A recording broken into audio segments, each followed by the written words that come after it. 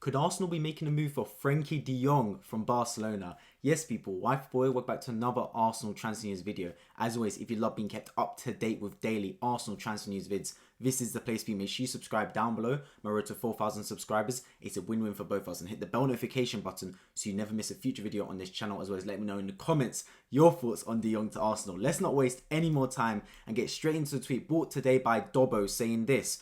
Frenkie De Jong links are genuine. Arsenal do hold interest in the player and it is concrete. However, a tough deal to do. Lots of things need to fall into place for a deal to potentially materialise. One to watch though, contact has been made through agents and Frenkie De Jong keen. He then goes on to say more stuff such as Partey may need to go and Arsenal will have to do some extra legwork, potentially have some extra outgoings to make this happen. But the main thing is there is an interest in Frenkie De Jong.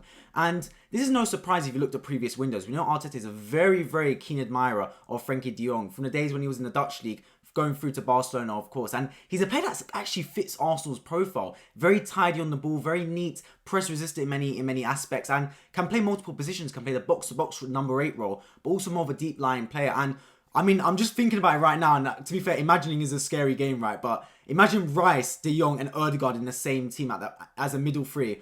Oh my days, that would be absolutely unbelievable having them three operating in there. But let's not get ahead of ourselves. As Dobbo said there, it's a deal that's hard to materialise. But I do think there's some positive signs. Let me explain why. Well, first of all, these reports came out by multiple people, not just Dobbo, and they came out after Rice and Timber was secured.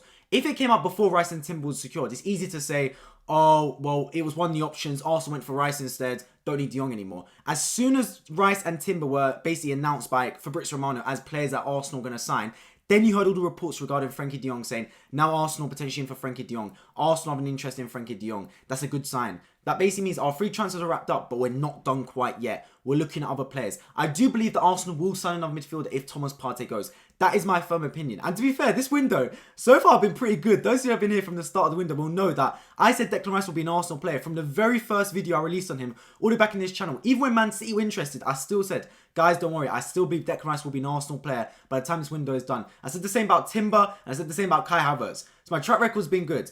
Let me be honest about Frenkie De Jong. Do I think this deal's going to happen? It'll be a tough one. I'm so far, I'm not really positive in that sense that it's going to happen. But I can see the way for it to work. And that's the main thing, because certain players, certain signings, I'll be honest, I didn't really ever see working. Like, if certain players were linked to, I'm sitting there thinking, like, I'm scratching my head thinking, how's this gonna happen? Like, I don't really see it materializing. With Frenkie De Jong, it's a tough one to pull off, but it can work. I mean, you're talking about Barcelona, right, who already have trouble in terms of their financial fair play, having to offload players. I mean, it took them forever to basically sign Gavi up to their squad permanently for next season to register him. So there's problems already in that football club in terms of signing players and letting go of players. Now, Frenkie De Jong was linked with a move to Manchester United early, I believe in the summer or January, but he snubbed them because he didn't like the Erik ten Hag project, apparently. Those were the reports, at least, saying that Frenkie De Jong didn't want to play for Manchester United. Now, the reports that Dobbo is saying is that Frenkie De Jong would be keen on an Arsenal move, and if that's the case, look, Arsenal's a massive football club. Not as big as Manchester United, but another massive football club. If that is the case, that's a really positive sign. I've already said this before, guys.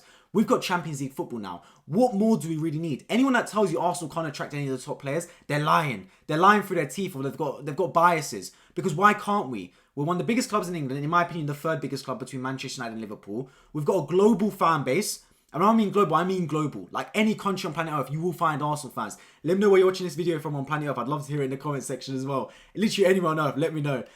We've got Champions League football now as well. Like, that was the final piece. Before you could say, we didn't have Champions League football, we couldn't sign these top players. But the good thing is we've got Champions League football now. And I like the approach Arsenal are taking, because we're signing players that we wouldn't be able to get without Champions League football. Let's be honest about it. If Arsenal didn't have Champions League, we're not signing Declan Rice. He's going to Bayern Munich or Man City. He's not coming to Arsenal without Champions League football. So we're doing the right thing. We're not getting complacent, knowing that we finished second last season to the best team in Europe by a mile. We're not sitting there going, okay, we'll go again next season. Young squad, we'll see how they improve. No, we're not just sitting with our hands on our lap. We're sitting there going, you know what? We want to sign these players. We want to sign these top players. And if you look at it this way, right? Declan Rice for me is an outstanding signing. Unbelievable. I know the money's a lot. I know it's over 100 million, but that's the market nowadays. English tax and all that. To sign a top player, you're going to spend a lot of money. And it's worth it. I mean, look when Liverpool signed Virgil van Dijk. All the uproar. Everyone's saying, 75 million, 80 million, way too much money. You think anyone was saying that after they won the Champions League and Premier League? No way.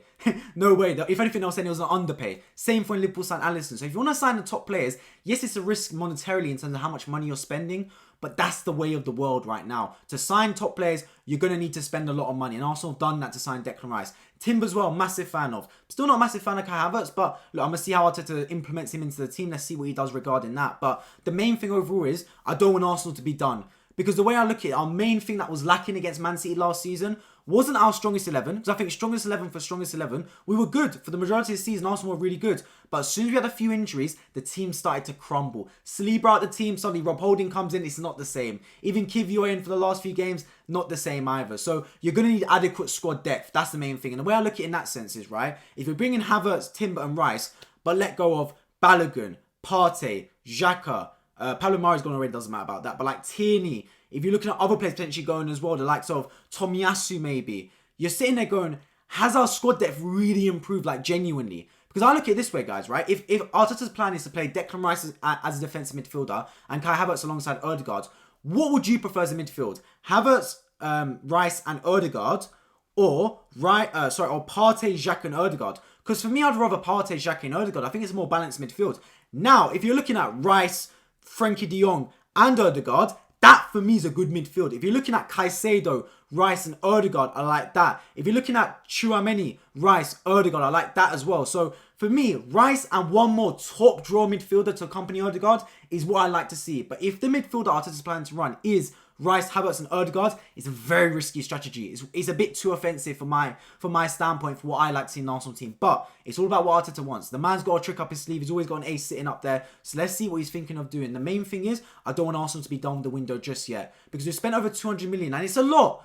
But the squad itself hasn't necessarily improved in my eyes. The first team may have improved with Declan Rice, for example, but has the squad improved? So let's see. Look, if it's for me, I wouldn't want us to sell Thomas Partey. I think he's still a good player, and even if it means we get rid of him on a free in 2 years' time, so be it, or sell him for less money next year, so be it. But however much we're talking about Partey, it's like 20, 30 million. It's not worth it, because an adequate replacement for Thomas Partey is worth way more than 20, 30 million. You're talking about 50, 60 at least, double his price tag. So it's not worth getting rid of Partey in that sense. Now, if you're going to get rid of Partey and sign a player for 70, 80 million, like Caicedo, like Tchouaméni, like Frenkie De Jong, I can live by it. I can stand by it. But that involves the Kroenkes dipping deeper into their pockets, which I'm not sure how much more they're going to do, given they've already spent 200 million. I'm sure they're probably telling Edu and Arteta and Vinay that, look, guys, on the phone, the budget's running thin. We've given as much as we can so far. You're going to have to sell players before you buy. But if that's the case, so be it. I'm not against Arsenal having some outgoes. I do expect Arsenal transfer business in terms of sales to ramp up now, because I think the main thing was getting Declan Rice in the door. He cost over 100 million. He was a massive, massive part of our transfer window this summer. He was our number one target. That was explained from multiple months ago. So now that he's going to be in the door, subject to medical, of course, it means Arsenal can now focus on selling certain players and potentially dipping into the market again. I wouldn't be surprised. Look, it's only July, guys, early July. The window ends in September. So I would not be surprised in the 2 months that we've got remaining, Arsenal potentially sign at least 1 or 2 more players. Now, I'm not sure if there'll be any more standout players. I think if we sell Thomas Partey, potentially another standout midfielder. But even if it is squad pieces, like 10, 15 million pound players, you always get them every window. Every window, Arsenal signs someone that no one saw coming before.